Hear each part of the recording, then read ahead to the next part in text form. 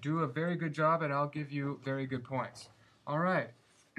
Anyone suffering from a low grade, there's your chance. Let's move on to page 213. Okay. 6 carbon dioxide molecules enter the cycle from the atmosphere. The carbon dioxide molecules combine with 6 5-carbon molecules. The result is 12 3-carbon molecules. I'm going to do a little color coding here to help this make sense. All right, so here we go. We've got 6 carbon dioxide molecules. I'm going to highlight that in red. And I'm going to go ahead and highlight the carbon in carbon dioxide red here. All right, and I'm going to use my blue pen to underline the 5 carbon molecules, so blue and red. All right, snappity-doo-dah, snappity-day. Okay, 12. The 12 3-carbon molecules, oh wait, let's go back. And so it takes these two together, puts them together, whizzah, and then you have 12 3-carbon molecules. Okay, well, that makes sense, I guess. So I'm going to use just a little different color for them. I'm going to use purple. So this is another thing, a step in the stage. I'm sorry, use brown. Okay. And then let's read next. The 12 3-carbon molecules are then converted into higher energy forms. The energy for this conversion comes from ATP and high energy electrons from NADPH.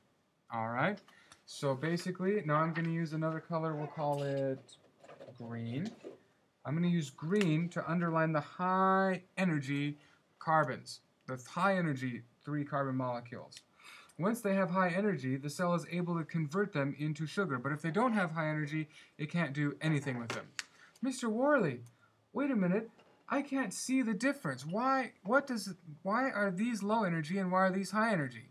Well, that's actually for a more advanced class, but hey, if you want, why don't you go ahead and make me that six-slide PowerPoint presentation and impress me and help the class understand and get mega points. Moving right along, let's move on to D. D says, C. Let's move on to C. C says 2 of the 12 3-carbon molecules are removed from the cycle. The plant cells use these molecules to produce sugars, lipids, which are fats, amino acids, which are turned into proteins, and other compounds needed for plant metabolism and growth. Wait a minute.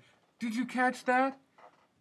These 6 carbon molecules right here are made into sugars and other compounds. Basically every other compound you need in your body. Way cool. Wait a minute, Mr. Worley. If this happens in chloroplasts, how do animals make proteins? Great question. Included in the PowerPoint. All right, 6. The remaining 10 3-carbon molecules are converted back into 6 5-carbon molecules. These molecules combine with 6 new carbon dioxide molecules to start the cycle again. Okay, and so what we can do is we can just imagine after the high energy 3-carbon molecules get turned into 1 6-carbon molecule, the rest are turned back into the other 3-carbon molecules are zapped back into the 5-carbon kind, and you have the cycle starting all over again. Nice. Let's finish reading. The Calvin cycle uses 6 molecules of carbon dioxide to produce a single 6-carbon sugar molecule. As photosynthesis proceeds, the Calvin cycle works steadily, removing carbon dioxide from the atmosphere and turning out energy-rich sugars. Okay. To meet its energy needs and to build more complex macromolecules. Whoa, that's a big word. Let's break it up. Macro means big, molecule means molecule, such as the cellulose that is needed for growth and development. When other organisms eat plants, they can also use the energy stored in carbohydrates. What is the main products of the Calvin cycle? Sugar. What else can you think? Can you think of them? Oh man, what a great quiz question. Ding, ding, ding, ding, ding.